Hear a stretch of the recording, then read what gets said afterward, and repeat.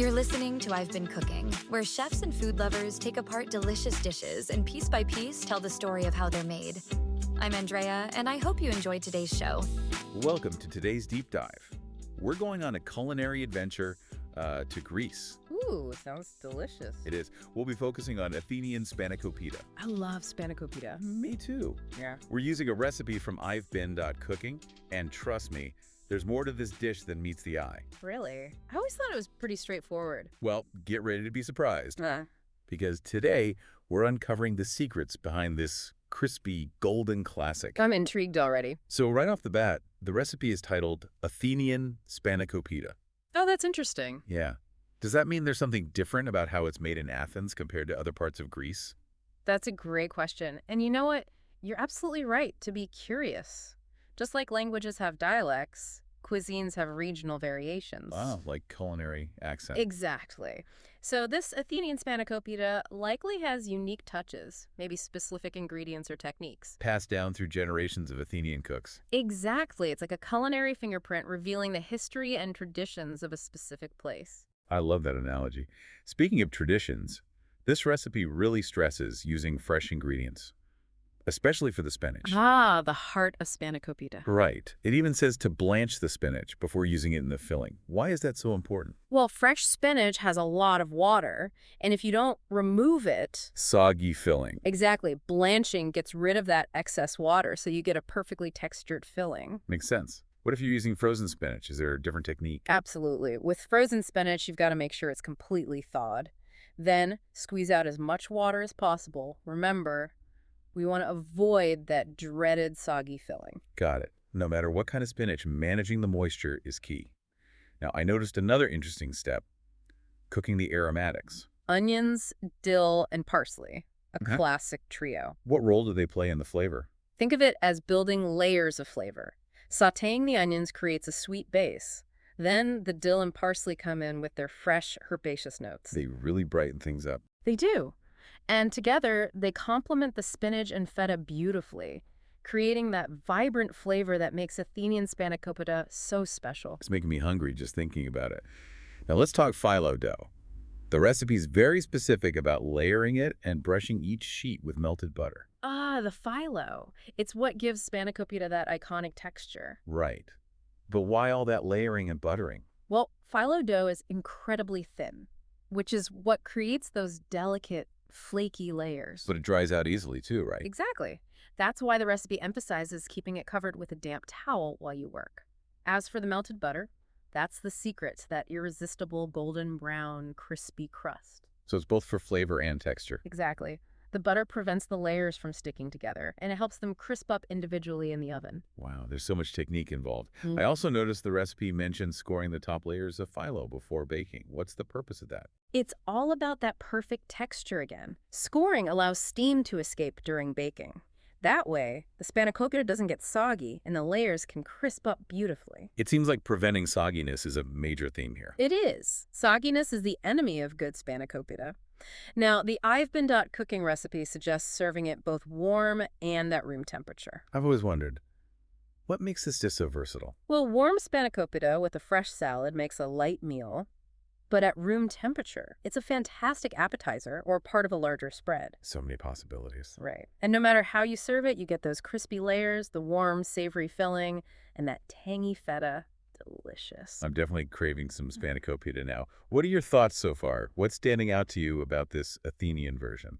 As you think about that, here's a question to ponder. We've talked about Athenian Spanakopita, but what other regional variations might be out there? Ooh, that's a great question. What unique twists might we find in Spanakopita recipes from other parts of Greece? I guess we'll have to keep exploring. We will. Stick with us as we delve deeper into this fascinating dish. We'll be right back. Welcome back to our Spanakopita deep dive. Ready for more? Absolutely. I'm really curious about its place in Athenian culture. This I'vebeen.cooking recipe has gotten me thinking about the whole history of this dish. Well, Spanakopita is deeply rooted in Greek history and culinary traditions. Makes sense. It seems like such a classic Greek dish. It is. Evidence suggests variations of this dish, combining greens and pastry, have been enjoyed for centuries. It's really a testament to using simple ingredients to create something delicious and nourishing. Like resourceful cooking. Exactly. And in Athens, you'll find spanakopita everywhere. Homes, tavernas, bakeries, it's a staple. Served alongside moussaka and souvlaki, I bet. You got it. So imagine you're in a bustling Athenian marketplace. What do you see around you? Let me see.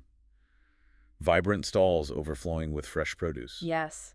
Picture those plump tomatoes glistening in the sun, glossy eggplants, fragrant herbs like oregano and thyme. And of course, mountains of leafy green spinach for our spanakopita. Exactly. You'd also see barrels of olives, both green and black, and wheels of creamy feta cheese. It's a feast for the senses just thinking about it. So let's talk about enjoying spanakopita. The recipe mentions it can be a light meal or an appetizer. What are some traditional Athenian dishes that would pair well with it? If you're having spanakopita as a light meal, a classic Greek salad is the perfect match. Oh yeah, I love Greek salad. So refreshing. It is. Crisp lettuce, juicy tomatoes, cucumbers, olives, and crumbled feta, all tossed with a vinaigrette. The perfect balance to the richness of the spanakopita. What if we're serving it as an appetizer? Then we enter the world of Greek meze. Meze. It means small dishes, often served as appetizers or snacks. You could have tzatziki, that refreshing yogurt and cucumber dip, or malitsana salata, a smoky eggplant dip. Sounds amazing. And of course, no Greek meze spread is complete without olives and crusty bread. To soak up all those delicious dips, it all sounds so good. I want to hear from you, our listener. Have you ever tried spanakopita? What are your experiences with it? And here's another thought. We've talked about Athenian Spanakopita, but remember, food is a journey. I encourage you to explore variations from different Greek islands or even other parts of the Mediterranean. Like a culinary adventure. Exactly. Each region has its own ingredients and traditions. It would be fascinating to see how those influence their take on Spanakopita. Such a great point. We'll be back in a moment to wrap up our Athenian Spanakopita deep dive.